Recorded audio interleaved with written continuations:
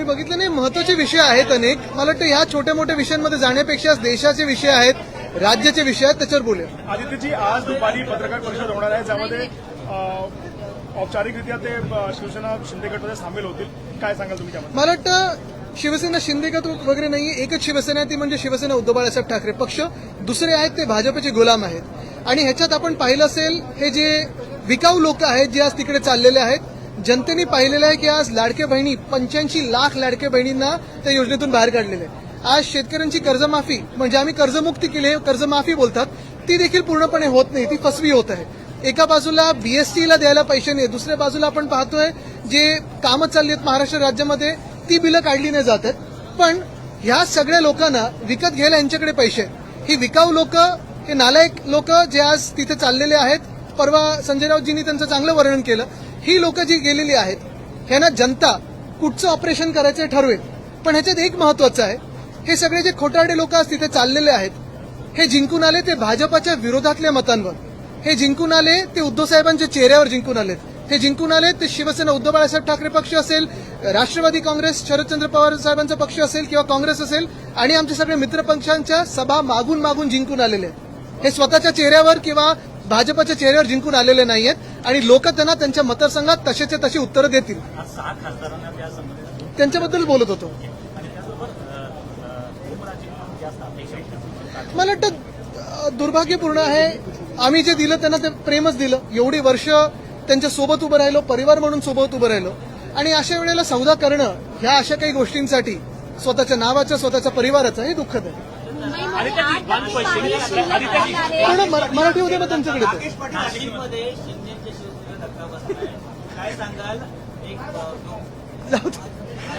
अरे हसता हसता बोलता नाही येतं, हसता हसता बोलता नाही येतं.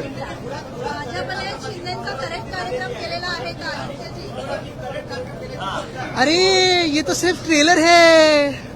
मुंबईमध्ये केवळ 8% पाणी, मुंबईमध्ये 8% पाणी शिल्लक राहिलं आहे. मराठी उद्या मग ऐका, मराठी उद्या मग हिंदी करू, मग इंग्लिश करू, सगळ्या भाषा करू. मुंबईमध्ये केवळ 8% पाणी शिल्लक राहिलं आहे आणि पहिल्यांदाच असं होतंय की जे रिझर्व्ह पाणी आहे ते वापरण्याची वेळ येत आहे महापालिकेवर. आणि असे देखील सांगण्यात येते की जे सांडपाणी आहे त्याची प्रक्रिया करून पिण्याच्या पाण्यात. मी हे अनेकदा आधी पण म्हटलेलं आहे आणि आता पण म्हणत आहे. आपण पाहिलं असेल, भाजपला देशात दंगे करता येतात, गदारोळ करता येतो, प्रचार खूप चांगला करता येतो, एक वेगळं वातावरण बनवता येतं. लोकांची जी मनं आहेत ती तशी एका वेगळ्या प्रकारे मतभेद किंवा ते एक सगळं करून लोकांना एकदम त्या कसं त्याच्यात खेचायचं हे येतं. पण महत्वाची गोष्ट एवढंच आहे की भाजपला शासन करता येत नाही, सरकार चालवता येत नाही. आता आपण पाहिलं असेल, मुंबईला इतिहासात पहिल्यांदा पाण्याचा कट, तर आपण ठीक आहे वर्षानुवर्ष थोडं ते पाणी ऍडजस्ट करायला लावतो, पण पाण्याचा कट 10% सांगूनही मला वाटतं जास्ती लागलेला आहे. जे पाणी येत आहे ते गढूळ पाणी येत आहे. आणि असं सगळं मुंबई कधी अशी चालत नव्हती आधी. आता नुसतं पाण्याचे कट नाही तर विजेचे कट देखील लागायला लागलेले आहेत, बीएससीचा पॉवर ट्रिपिंग व्हायला लागलेला आहे. आणि एवढं नुसतं मुंबईत नाही तर पुण्यात आलटून पालटून पाणी यायला लागलेलं आहे. म्हणजे इथेनॉल सगळ्यासाठी पाणी खेचतायत, पण अजूनही लोकांना पिण्याचं पाणी मिळत नाहीये. आणि म्हणून भाजप सरकार चालवण्यापेक्षा नुसतं तोडफोड कशी करायची, लोकांचे पक्ष कसे फोडायची, लोकांची घरं कशी तोडायची, ह्याच्यावर लक्ष केंद्रित करू नये. थोडं ह्याच्याकडून लक्ष काढलं, निवडणुकीकडून लक्ष काढलं आणि शासन जिथे जिथे जिंकलेत ते चालवण्यात जर लक्ष दिलं तर सरकार अजून चांगली चालू शकतात. पण हेच माझं म्हणणं आहे की हे आमदार फोडा, मग आता खासदार फोडू, मग आता आम्ही परत एकदा तुमचे आमदार फोडू, मग नगरसेवक फोडू. थोडं तरी लक्ष तुम्हाला ज्याच्यासाठी निवडून दिलं असेल त्या निवडणूक आयोगाने त्याच्यावर तर टाका. आणि अजून एक तुम्हाला सांगतो, जो डिसॅलिनेशन प्लांट, जो आम्ही समुद्राचं पाणी गोड करण्याचा प्लांट आम्ही काढत होतो, तो जर 2021 साली जो आम्ही मंजूर केला होता तो आतापर्यंत पूर्ण केला असता, 2025 साली पूर्ण व्हायला पाहिजे होता, तर ह्यांना आज ही पूर्ण मुंबईकरांवर वेळ आणण्याची पाळीच नसती आली.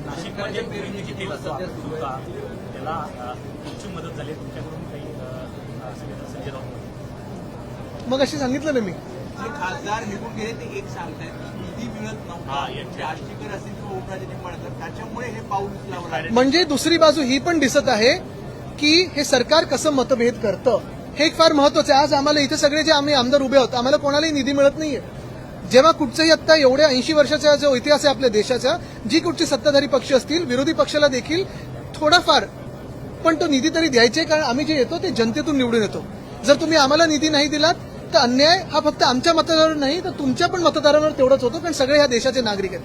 हे जरी असलं तरी आम्हाला जे निवडून दिलेलं आहे ते शिवसेना उद्धव बाळासाहेब ठाकरे पक्ष म्हणून निवडून दिलेलं आहे, भाजप विरोधी म्हणून दिलेलं आहे आणि राष्ट्राच्या हितात, महाराष्ट्राच्या हितासाठी आम्हाला निवडून दिलेलं आहे. हे जे कोणी पलटत ना तिथे निधी द्या ते काही मतदारसंघाच्या निधीसाठी नाही, स्वतःच्या खिशांसाठी पळून गेलेले आहेत. हा सौदा केलेला आहे त्यांनी.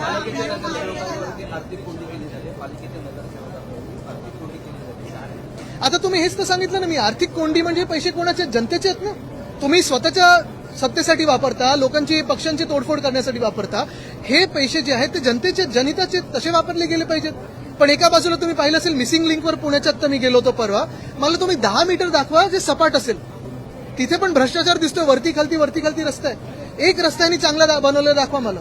नॅशनल हायवे दाखवा किंवा स्टेट हायवे दाखवा किंवा MSRDCचा दाखवा. हा तुमचा मगाच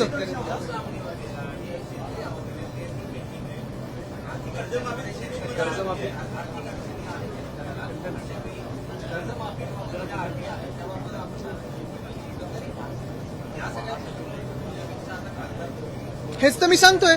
म्हणजे हे सगळं सोडून भाजप आणि त्यांचे जे मित्र पक्ष आहेत आणि त्यांचे जे गुलाम पक्ष आहेत ते नुसतं खासदार कसे फोडायचे, आमदार कसे फोडायचे, सत्ता अजून कशी प्राप्त करायची. आणि ह्यांना परत एकदा सांगतोय, आमचे आमदार खासदार का फोडतायत?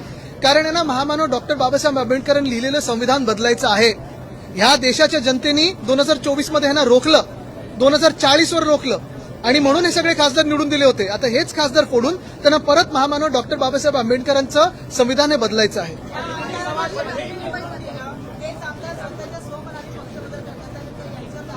100% होणार आणि हे डिस्क्वालिफाय होणार. जर ह्या देशात न्याय प्रक्रिया असेल तर ती न्याय प्रक्रिया है ना डिस्क्वालिफाय करेल. जर असेल तर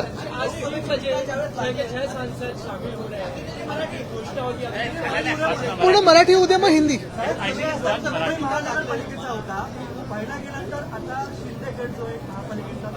गट नाही, ती कटकट आहे हो यांची.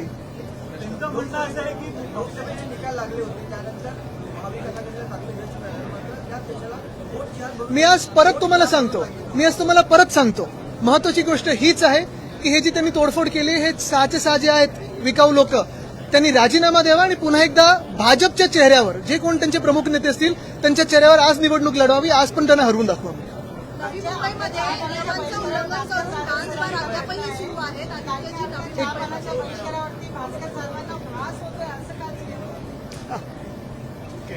नवी मुंबईमध्ये नियमांचं उल्लंघन करून डान्स बार अद्यापही सुरू आहे. मागच्या अधिवेशनात देखील हा मुद्दा उपस्थित केला होता, तेव्हा अधिवेशनाच्या काळापुरती हे डान्स बार बंद केला. पण आता जो लोकशाहीने व्हिडिओ दाखवला त्यामध्ये पोलीस कॉन्स्टेबल जे नवी मुंबईचे आहेत महेश बचोटे यांचा क्लिप त्या व्हिडिओमध्ये संपूर्ण व्हिडिओ त्यांचा पाहायला मिळतो. आता त्यांना कोण बचवते?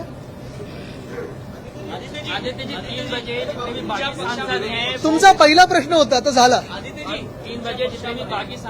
थांब, आमच्या वर्णीचे एक शेवटचा प्रश्न देऊया. BDD मतभेद असल्याचं आता खुलेपणाने दिसत आहे. भास्कर जाधवांचा एक व्हिडिओ व्हायरल झाला होता. मिलिंद नार्वेकर आलं तर काय झालं, त्याच्यावर आज मिलिंद नार्वेकरांनी अरे मला वाटतं ह्याच्यात एवढे देशात आणि राज्यात एवढे महत्वाचे प्रश्न आहेत ना, ह्यांनी पण तेवढे इम्पॉर्टन्स दिला नाही, त्यांनी पण इम्पॉर्टन्स दिलं नाही. हे चालू असतं ना. आता आपल्या वर्णीत किती चालू असतं, थोडं चालू असतं. आदित्य जी, आज जो 6 बागी सांसद हैं वो औपचारिक बागी नहीं, डरपोक है और बिकाऊ है. वो शिवसेना के शिंदे गुट में शामिल हो जाएंगे, इस बात की चर्चा है कि प्रेस कॉन्फ्रेंस होगी. इस पे क्या प्रतिक्रिया ओवरऑल इस पूरे जो मामले 6 बागी नहीं बिकाऊ सांसद है वो चुन के आए थे उद्धव बाळासाहेब ठाकरे इनके चेहरे पे. जो वो चुन के आए थे वो महाविकास आघाड़ी और इंडिया अलायंस के चेहरे पे. वो जो चुन के आए थे वो भाजपा के खिलाफ आए थे, जिस भाजपा को इस देश का संविधान बदलना है. आज भाजपा इनको तोड़फोड़ करके जो अपने पक्ष में, अपने दल में शामिल करना चाहती है, दलदल में शामिल करना चाहती है, वो इसीलिए करना चाहती है ताकि वो देश का संविधान बदल सके. उनको 2/3 जो मेजोरिटी है वो ही प्राप्त करना चाहती है और ताकि देश में संविधान बदल सके, यही उनका लक्ष्य है. दो दिन पहले एक असं करूया. जो शिवसेना में शुरू थी, इसके बाद जो कानूनी लड़ाई थी वो जब भी चली अब तक खत्म नहीं हुई है. दूसरी बारी लड़ाई अब कैसे जीतेंगे, इसके लिए क्या करेंगे? यही तो बात है. अगर इस देश में कानून व्यवस्था है, न्याय प्रक्रिया है, तो हम यही अपेक्षित करते हैं कि न्याय हमें मिले. ये न्याय सिर्फ हमारे पार्टी के लिए नहीं है. जैसे आज हमारी पार्टी को तोड़ा है, वैसे आम आदमी पार्टी को भी तोड़ा, TMC को तोड़ा है, कल कोई भाजपा को जाके तोड़ेगा. लेकिन क्योंकि ऐसे राक्षस तो उधर भी जा सकते हैं, लेकिन यही बात है कि अगर हम कानून से चले, क्या हम संविधान से चले, तो फिर इस देश में संविधान का अगर राज्य हो और संविधान का राज हो तो हमें न्याय मिलेगा, यही अपेक्षा है। और अगली तारीख जब है तभी न्याय मिलेगा, यही हम अपेक्षा कर रहे हैं।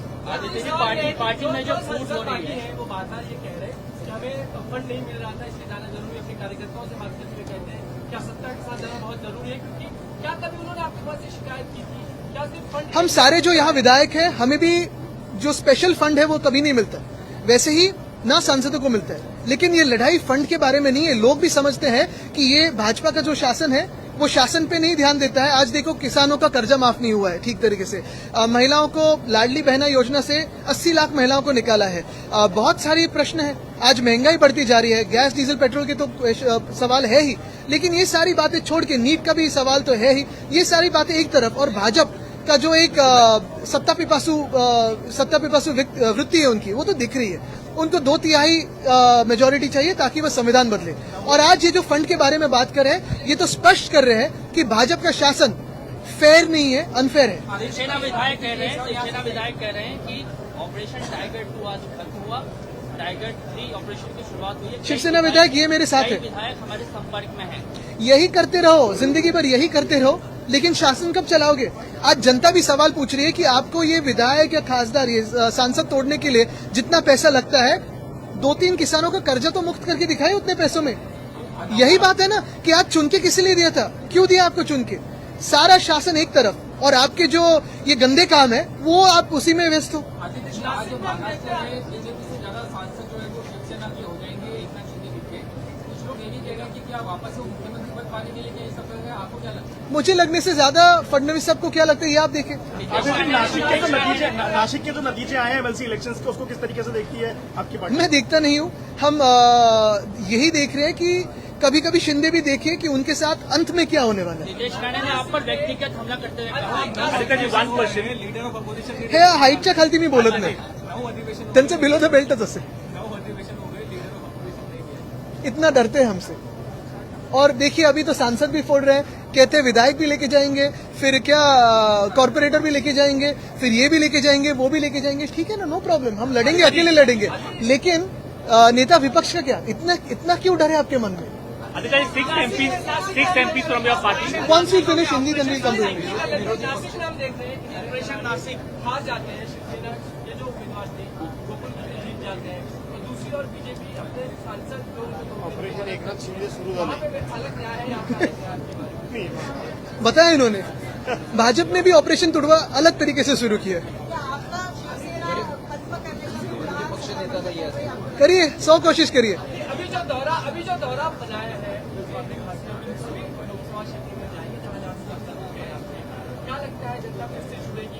हम तो यही कह रहे हैं, जो सांसद तोड़े हैं आपने, जो सांसद खरीद लिए आपने, वो इस्तीफा दें और चुनाव लड़ने के लिए सामने आए। जो भी भाजपा का चेहरा उनके साथ रहेगा, चलो लड़िए हमारे साथ, हम आपको हरा के दिखाएंगे, हम जीत के दिखाएंगे, क्योंकि हमने लोगों के दिल जीते हैं। अधिवेशनाचा पहिला दिवस आहे, अधिवेशन संपेपर्यंत विचारा, त्यांनाच विचारा। Aditya, these 6 rebel MPs from your party are defecting towards Eknath Shinde Shivsena party. Legally and constitutionally, what will be your plan of These are not rebel MPs. These are MPs who had put themselves out in the market to be bought, and they've been bought today. It's unfortunate for them. It's unfortunate for their families and their reputation. Eknath Shinde is also saying that Operation Tiger will continue for MLAs as well as corporations. That shameless thief wants to become the chief minister. He tries to destabilize the government every time, and he will want to eat the BJP at some time. But the most important thing today is he should focus on his department and his work. Apart from that, he's been focusing on everything. Thank you. हाँ ठीक है।